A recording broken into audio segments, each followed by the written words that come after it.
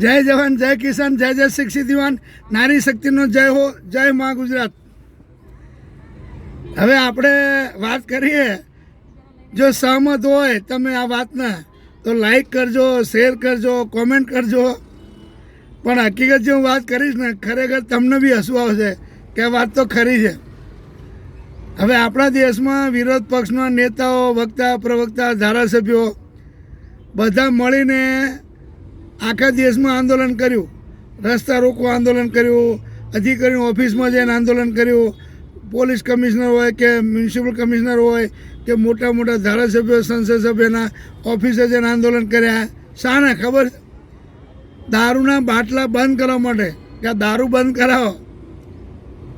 હવે સરકારે એવું આયોજન કરી દીધું કે ગેસના બાટલા બંધ થઈ ગયા.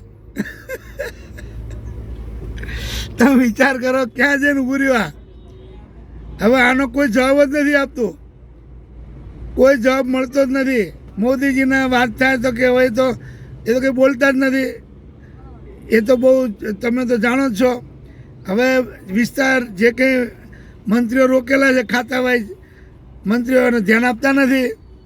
હવે દારૂના બાટલા બંધ કરવા માટે બધા ઘણા ધારાસભ્યો મહેનત કરી, પણ છેલ્લે ગેસના બાટલા બંધ થઈ ગયા. આવી પરિસ્થિતિ ઊભી થઈ. તમે વિચાર કરો ક્યાં જવાની આ વાત. હવે આ તકલીફ કોને થવાની?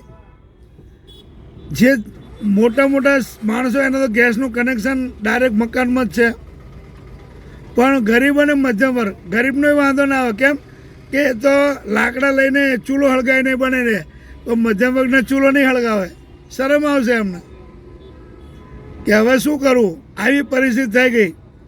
ગરીબને તો વાંધો તો ચૂલો હળગાવીને રસોઈ બનાવી લેશે, એમને કંઈ વાંધો નહીં આવે. પણ મધ્યમ વર્ગ જે છે, જેને બાટલા ચલાવીને ઘરમાં રસોઈ બનાવતા હતા, હવે એમને બાટલા નહીં. હવે એના આંદોલનો કરો કે ભેગા થાવ કે બ્લેકમાં લો. બ્લેકમાં તો મળે છે ઘણા બધા 2,500, 3,000. પણ જે લોકોના ખરેખર બાટલાની જરૂર છે, જેણે એન્ટ્રી કરાયેલી છે, બાટલા લેવાના છે, એને નથી મળતા. તો હવે આના માટે કોને કહેવું? હવે આ કોની ભૂલ? તો આવી રીતે બન્યું છે. તો દારૂના બાટલા તો બંધ થયા નહીં સરકારથી, ગેસના બાટલા બંધ થઈ ગયા. તમે વિચાર કરો હવે આ કોને કહેવું? એક બાજુ દુઃખે લાગે ને બીજી બાજુ હસવું આવે કે આ પરિસ્થિતિ ક્યાં જઈને અટકવાની.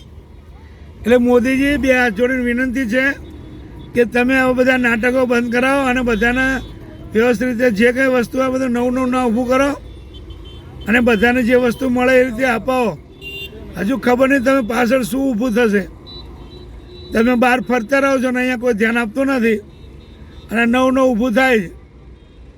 તો આંદોલનો થયા, ગેસના બાટલા બધા બંધ કરાવવા માટે નહીં, દારૂના બાટલા બંધ કરાવવા માટે આંદોલન થયા, અને તમે ગેસના બાટલા બંધ કરી દીધા.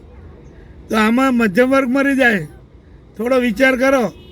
તમારે ચૂંટણી નથી લડવાની કે ભાઈ હારીશું તો હું આ છેલ્લી વાર જેટલા હેરાન કરે લેવું છે. એટલે જરા ધ્યાન આપો અને જલ્દી બધાને ગેસના બાટલા રેગ્યુલર મળી જાય અને ઝડપી મળે એવી વ્યવસ્થા કરો. જય જવાન, જય કિસાન, જય જય શિક્ષિત યુવાન, નારી શક્તિનો જય હો, જય મા ગુજરાત.